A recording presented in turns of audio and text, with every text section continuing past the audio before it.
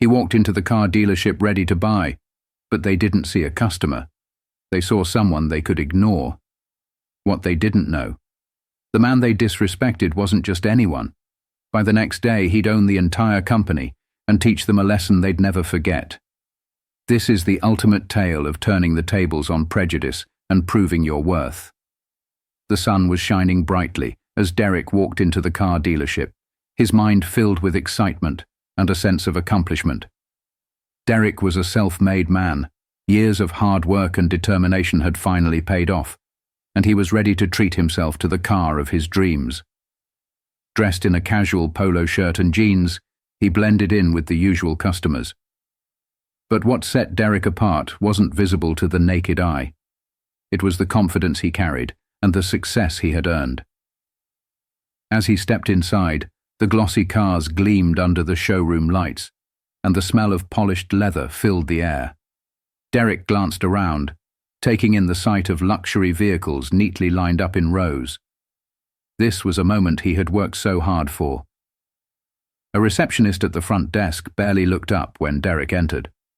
She seemed distracted, scrolling through her phone. Derek walked up and offered a polite smile. "Hi, I'm looking to buy a car. Can you point me towards someone who can help?" The receptionist glanced at him briefly, her expression indifferent. Yeah. Someone will be with you in a moment," she said dismissively, before turning her attention back to her phone. Derek raised an eyebrow, but decided not to make a fuss. Instead, he wandered over to a sleek sports car that caught his eye.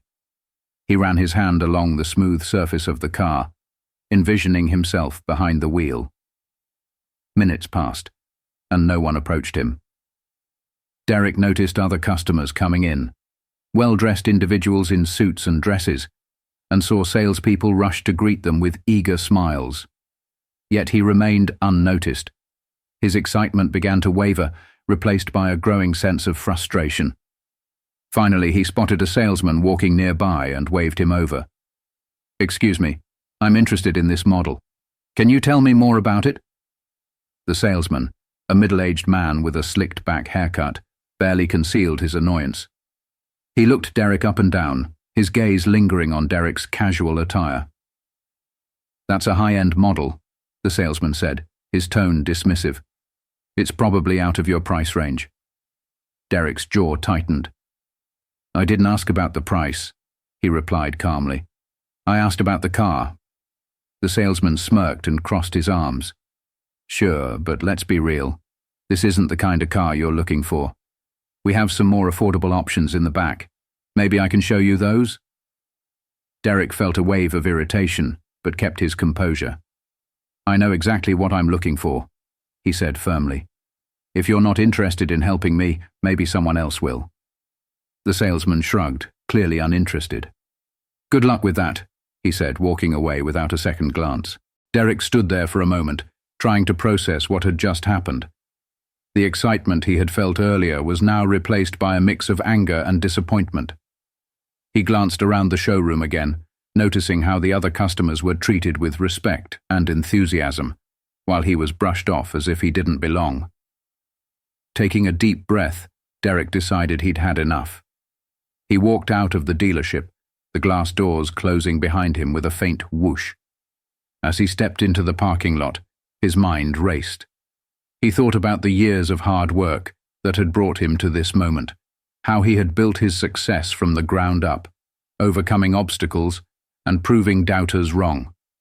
Derek wasn't the kind of person to let disrespect slide. If they couldn't see his worth, he would make sure they did. But not in the way they expected. As he drove away, Derek's frustration transformed into determination. He had an idea, a bold one, and by the time he was done, the people at that dealership would never forget the man they had underestimated. Derek sat at his desk that evening, the glow of his laptop illuminating his focused expression. The bitterness from earlier that day lingered, but he wasn't one to dwell on anger. Instead, he channeled that energy into action. He began researching the car dealership, its history, ownership, and financial standing. As a savvy entrepreneur, Derek had a knack for uncovering opportunities where others saw obstacles. Scrolling through the dealership's website and online reviews, he noticed a trend. While some customers praised the inventory, many had similar complaints: dismissive staff, poor customer service, and a lack of professionalism. Derek smirked as he read one review. "If you're not wearing a suit, don't expect any respect here." "That sounds about right," Derek muttered to himself. He jotted down notes, his mind piecing together a plan. His initial idea had been to simply buy a car elsewhere, but as he learned more about the dealership's shortcomings, he realized he could do more than just walk away. He could turn this into a lesson they wouldn't forget, and an opportunity to create something better. Derek leaned back in his chair, his fingers tapping rhythmically on the desk. He wasn't just going to buy a car, he was going to buy the whole dealership. It was bold, maybe even a little crazy, but Derek wasn't afraid of a challenge. He had the resources, the experience, and most importantly, the motivation to make it happen. The next morning, Derek put his plan into motion. He reached out to his financial advisor, a trusted friend named Carla. As they discussed the logistics, Carla couldn't help but laugh. "You're serious about this?" she asked, her voice laced with disbelief. "Dead serious," Derek replied. "That place needs a shake-up and I'm just the person to do it." Carla chuckled. "Well, they definitely messed with the wrong guy. Let me run some numbers and see what we're working with. If they're as poorly managed as you say, this might actually be doable." "Thanks, Carla. I owe you one," Derek said, hanging up with a grin. Over the next few days, Derek worked tirelessly to finalize the details. He reviewed the dealership's financial records, identifying weak points he could leverage in negotiations. It turned out the business was struggling. Sales were declining, and customer complaints were at an all-time high. Derek knew he had the upper hand. When everything was in place, Derek arranged a meeting with the dealership's owner. The meeting was set for the following morning, and as Derek prepared, he couldn't help but think about the moment he'd walk back into that showroom, not as a dismissed customer, but as the new owner. The day of the meeting arrived, and Derek dressed sharply in a tailored suit, his confidence radiating. He drove to the dealership with purpose, parking in the same spot he had just days ago when he'd been ignored and disrespected. This time, though, he wasn't walking in as a customer. Inside, the atmosphere was as busy as ever. Salespeople bustled around, greeting customers with polished smiles. Derek was directed to the manager's office where he met the owner, a man named Mr. Blake. Blake was a middle-aged businessman with a sharp demeanor, though his expression shifted when Derek introduced himself and explained the purpose of his visit. "You're interested in buying the dealership?" Blake asked, raising an eyebrow. "Yes," Derek replied, his tone calm but firm. "I've done my research, and I know this business has potential. Under the right leadership, it could thrive." Blake leaned back in his chair, studying Derek carefully. "And you think you're the right leader?" Derek met his gaze without hesitation. "I know I am." The negotiation was tense but professional. Derek presented his case with precision, outlining the ways he could turn the dealership around.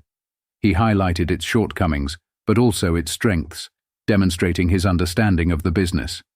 Blake, though initially skeptical, couldn't deny the logic of Derek's arguments, or the generous offer he put on the table. After hours of back-and-forth discussion, Blake finally extended his hand. "You've got yourself a deal." Derek shook his hand firmly, a sense of triumph washing over him. He had done it. The dealership was his. As Derek walked out of the office, he paused to take in the showroom floor. The same salespeople who had ignored him days earlier were now his employees, though they didn't know it yet. That revelation would come soon enough, and Derek intended to make sure it was a moment they wouldn't forget. The morning of Derek's first day as the new owner arrived. He stepped into the dealership with a calm but commanding presence. Unlike the day he had been ignored, this time he was greeted with polite smiles and hurried welcomes, though the staff still didn't realize who he was. Derek decided to play it cool, wanting to observe how they operated when they didn't know they were being watched. He walked through the showroom, watching as the salespeople worked. He noticed the same patterns: quick attention to well-dressed customers and subtle dismissiveness toward those who didn't fit their perceived ideal. Derek's lips pressed into a thin line as he spotted one man being ignored completely, much like he had been days earlier. After observing for an hour, Derek decided it was time to reveal his identity. He called for a staff meeting in the main office where the sales team and managers gathered. There was a buzz of curiosity among the employees. Most of them had no idea why they'd been called in. Derek stood at the front of the room, his posture confident and his gaze steady. "Good morning, everyone," he began.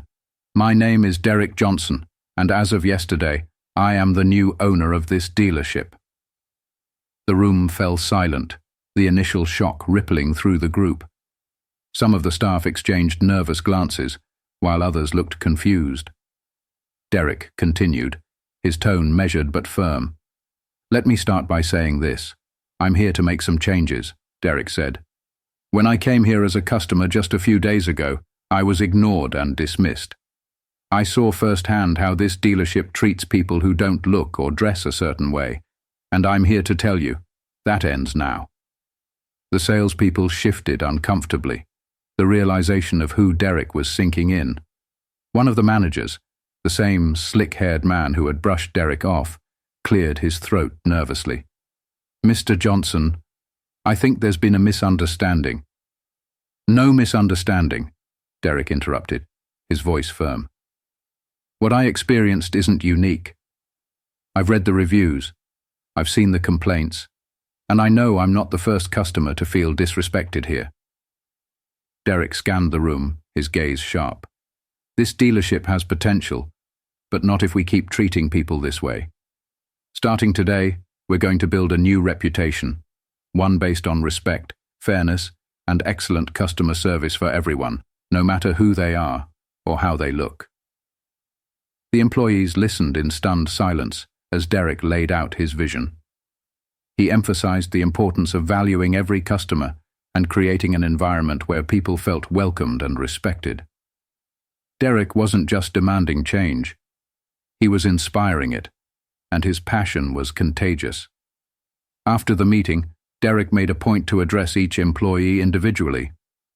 When he reached the manager who had dismissed him, Derek paused. "I hope you understand now why your actions matter," Derek said, his tone serious but not unkind. "Every customer deserves respect, no exceptions." The manager nodded, his face pale. "I understand, Mr. Johnson. It won't happen again." "Good," Derek replied, "because we're not just selling cars here.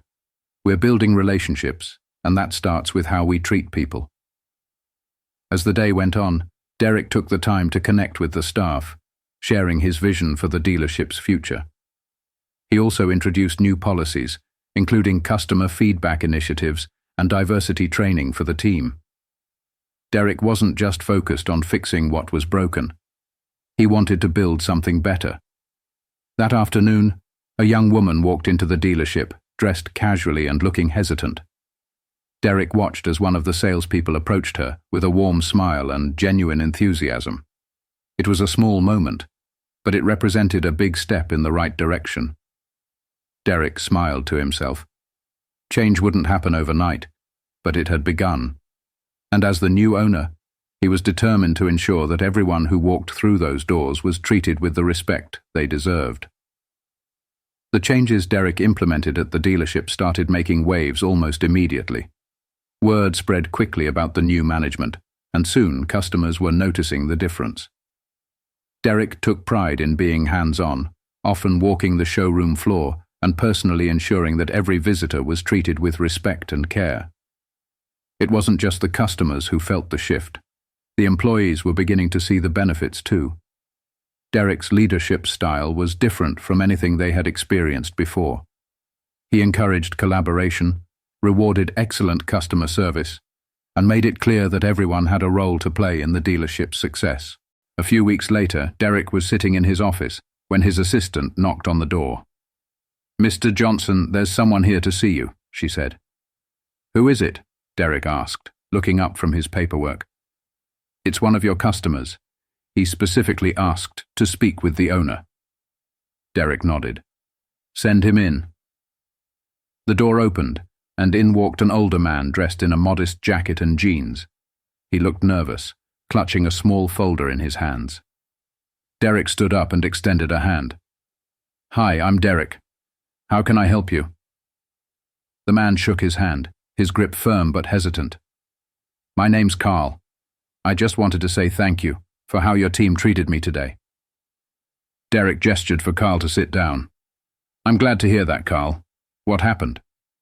Carl smiled, though his eyes glistened with emotion. "I came in here last year looking to buy a car for my daughter, but, well, let's just say I didn't have the best experience. They barely even looked at me. I left feeling like I didn't matter." Derek's jaw tightened as he listened, the memory of his own experience still fresh in his mind. "But today," Carl continued, "it was different. The young woman who helped me, she treated me like I was the most important customer in the room. She listened, answered all my questions, and even went out of her way to help me find the perfect car for my daughter. It meant a lot." Derek smiled, a sense of pride swelling in his chest. "I'm really glad to hear that, Carl. It's exactly the kind of experience we're working to create here." Carl nodded, placing the folder on the desk. "I wanted to show you something." He opened it, revealing an old photo of a young man standing in front of a car dealership. "That's me," Carl said, tapping the photo. "I used to sell cars back in the day. It was my dream to help people find something that made them happy. Seeing what you're doing here, it reminds me of why I loved this business in the first place." Derek leaned forward, studying the photo. "You've got a lot of experience, Carl. Have you ever thought about getting back into the business?" Carl's eyes widened. "Me? I'm too old for that now." "Nonsense," Derek said with a grin. "We could use someone with your passion and experience. If you're interested, I'd love to have you join the team." Carl looked at him, stunned. "Are you serious?" "Absolutely," Derek replied. "You've got exactly what we're looking for." Tears welled in Carl's eyes as he extended his hand. "Thank you, Mr. Johnson. I'd be honored." That day marked another milestone in Derek's journey as the dealership's owner. Not only was he changing the way customers were treated, but he was also building a team that believed in his vision. As the weeks went on, the dealership began to thrive. Sales increased, customer reviews became overwhelmingly positive, and the team grew stronger under Derek's leadership. He had transformed the business into a place where everyone felt valued, customers and employees alike. One afternoon, Derek stood in the middle of the showroom, watching as a young family drove off in their new car. He thought back to the day he had walked through those same doors and been dismissed. It felt like a lifetime ago. Derek smiled to himself. He had turned a moment of disrespect into an opportunity to create something better. And as he looked around the dealership, he knew that this was just the beginning. Months passed, and Derek's dealership became a local success story. Customers flocked in not just for the cars, but for the warm and respectful experience Derek had cultivated. The transformation was so remarkable that it began to attract attention beyond the community. One day, Derek received a call from a well-known journalist who had heard about his story. "Mr. Johnson," she began, "your dealership's turnaround is the talk of the town. I'd love to do a feature on how you've changed the business and the culture here." Derek hesitated. He'd never sought the spotlight, but he knew the story could inspire others. "I'd be happy to share it," he said, smiling. The following week, the journalist arrived to conduct interviews with Derek, his staff, and even a few customers. The piece highlighted Derek's journey from being ignored as a customer to becoming the dealership's owner. It celebrated his vision of respect and equality, showcasing how leadership rooted in compassion could change lives. The article gained traction, going viral online. Comments poured in, praising Derek's perseverance and his commitment to doing things differently. People from across the country reached out, sharing similar stories of feeling dismissed or undervalued, and thanking Derek for setting an example. One evening, Derek sat in his office, reflecting on how far he'd come. His phone buzzed with a notification, a message from a man named Blake, the former owner of the dealership. The message read, "Derek, I just read the article about you and the dealership. I have to admit, I underestimated you. What you've done here is nothing short of extraordinary. Congratulations." Derek chuckled to himself. It was ironic, receiving praise from the man who had once been reluctant to sell to him. But it wasn't about proving anyone wrong anymore. It was about creating a legacy of integrity and fairness. The meeting ended with a round of applause, and Derek felt a deep sense of fulfillment. He had turned a moment of disrespect into an opportunity to change lives, not just his own, but those of the people around him. As Derek walked back to the showroom, he saw a familiar scene. A young couple browsing cars, their toddler running circles around them. A salesperson approached the family with a smile, patiently answering their questions and offering assistance. It was a small moment, but to Derek, it represented everything he had worked for. Standing by the showroom window, Derek watched as the sun set over the dealership. He thought about the journey that had brought him here, the challenges, the lessons, and the triumphs. He had started out as a man seeking respect and ended up building something far greater, a place where kindness, fairness, and determination prevailed. Derek smiled to himself, his reflection glowing in the glass. This was his legacy, and it was just the beginning.